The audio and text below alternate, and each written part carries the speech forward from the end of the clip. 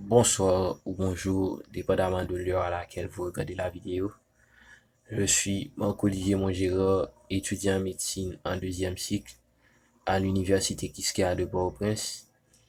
Et dans les diapos qui suivent, nous allons parler de l'hyperparathyroïdie primaire. Cette présentation est en fait une suite de la présentation sur l'hypercalcémie, car l'hyperparathyroïdie en est l'étiologie la plus fréquente. L'hyperparathyroïdie primaire est l'une des maladies endocriniennes les plus fréquentes. Cette maladie endocrinienne est due à la présence d'une lésion parathyroïdienne qui sera responsable d'une sécrétion autonome de parathormones qui elle-même sera à la base des altérations du métabolisme du phosphore et du calcium.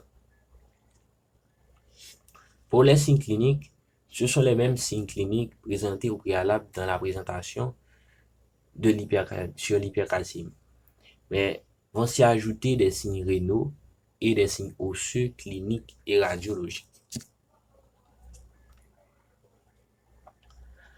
Ces différents clichés vont nous permettre de comprendre le retentissement de l'hyperparathyroïdie primaire. En A, nous avons une lithiase rénale.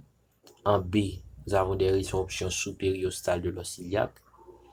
En C, nous avons une radiographie de l'humérus qui nous montre une tumeur brune au niveau de l'humérus.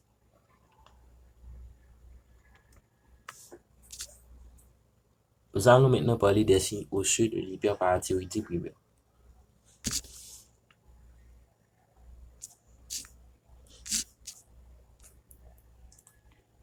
L'évaluation de la densité osseuse fait partie des éléments décisionnels pour l'orientation thérapeutique des hyperparathyroïdies primaires. L'hyperparathyroïdie primaire diminue surtout la densité de l'os cortical, dont le meilleur reflet à l'ostéodensitométrie est la densité du tiers distal du radius. L'existence de signes cliniques, surtout s'il s'agit de signes osseux, traduit simplement le fait que le processus pathologique est déjà ancien. Voire, il y a des années qui sont passées depuis que la pathologie s'est déjà installée. En plus des signes osseux, l'hyperparathyroïdie primaire peut se révéler par une chondrocalcinose.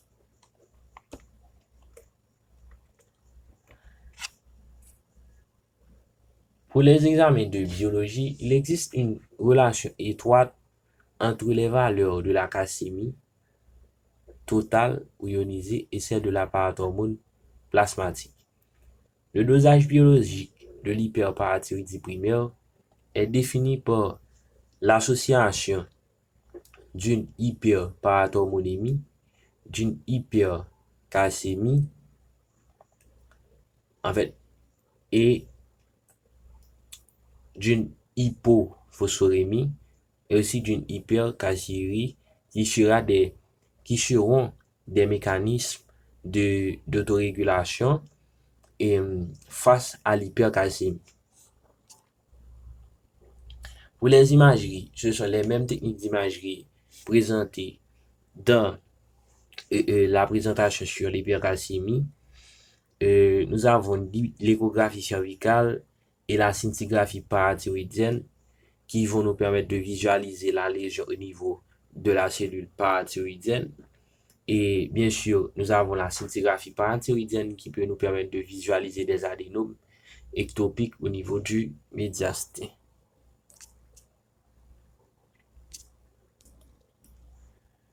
Ce sont des images qui nous montrent, qui nous permettront de comprendre les techniques d'imagerie utilisées dans des cas d'hyperparathyroïdie primaire. En T, l'arrière écrit T, c'est la thyroïde, AC, c'est l'artère carotide, VJ, c'est la veine jugulaire.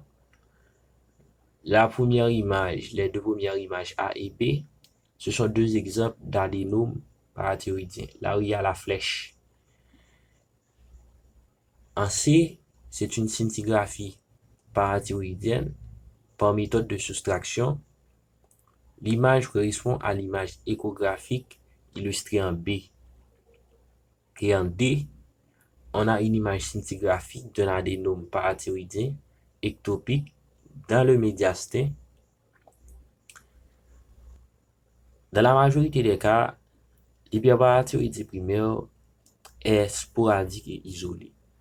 Mais l'hyperparathyroïdie primaire peut survenir aussi dans un contexte de maladie héréditaire,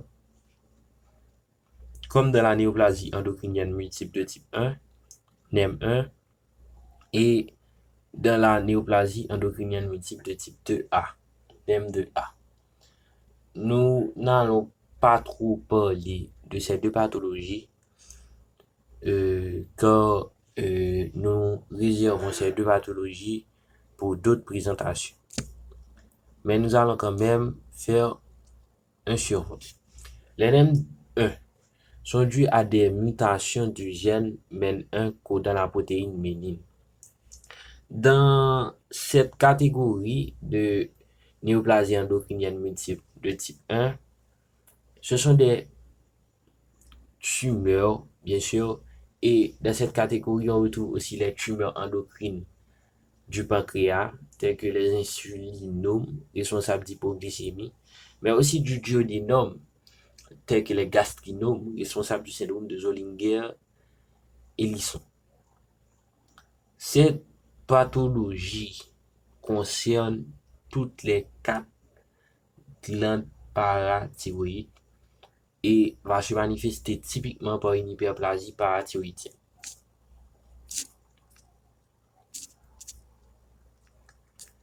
Les NEM2A sont dus à des mutations activatrices du proto-oncogène RET. Les NEM2A sont caractérisés par un développement successif d'un cancer médulaire de la thyroïde, d'un phéochromocytome bilatéral, d'une hyperparathyroïdie primaire avec atteinte multiglandulaire. Pour le traitement à moyen ou à long terme de l'hyperparathyroïdie primaire, c'est la chirurgie. La guérison définitive, la guérison de l'hyperparathyroïdie primaire, il faut passer par la chirurgie pour enlever les adénomes. Mais si le traitement à moyen ou à long terme n'est pas envisageable, on peut envisager un traitement à court terme pour contrôler les altérations du métabolisme phosphocalcique et aussi les conséquences de cette altération. Ce traitement va passer par les biphosphonates et les calciumétiques. Les biphosphonates qui sont des hypocalcémiques qui vont agir au niveau de la résorption osseuse et les calciumétiques qui vont jouer un rôle au niveau des récepteurs sensibles au calcium se trouvant aussi au niveau des cellules cancéreuses parathyroïdiennes et va ainsi inhiber la sécrétion de parathormones au niveau de ces cellules. C'était tout. Merci de vous abonner à la chaîne YouTube de Health Medico et restez connectés avec les différentes actualités du groupe sur nos différents réseaux sociaux. Nous avons un compte Instagram, Health Medico. Nous avons une chaîne YouTube, Health Medico. Suivez-nous sur ces réseaux et nous vous disons merci d'avoir regardé.